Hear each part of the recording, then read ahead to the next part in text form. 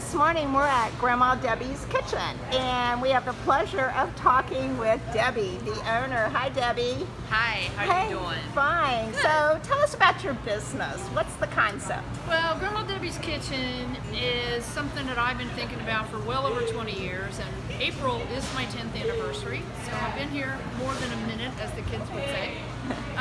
The idea of having ready-to-cook foods or already cooked foods, properly seasoned, properly prepared, made from good ingredients, as local ingredients whenever possible.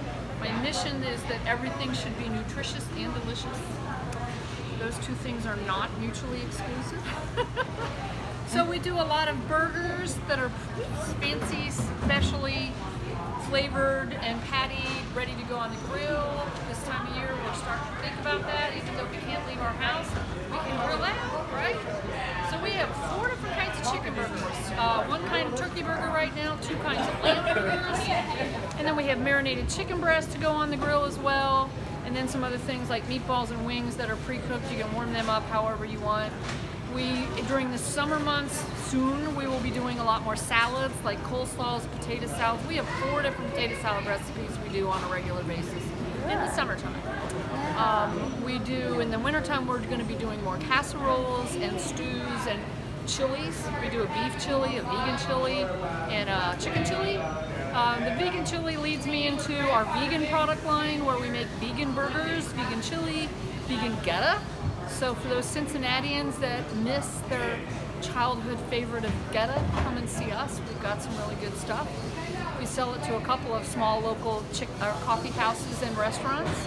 So I don't know, I'm sure there's other stuff I'm not thinking of right now, but I think that gives you the general idea. So Debbie, these are all recipes that you've come up with, or family recipes, or how do you find your recipes?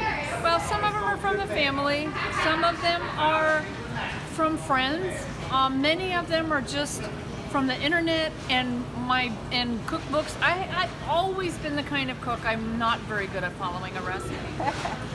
But now that I'm doing this, I have to remember what I did and write it down so that I can make it again tomorrow. So what I will tend to do is read 5 different recipes, maybe 2 from a cookbook, because I got a lot of cookbooks, and then several from the internet, and figure out which ingredients I have the most of or the best of, and come up with something that's ours.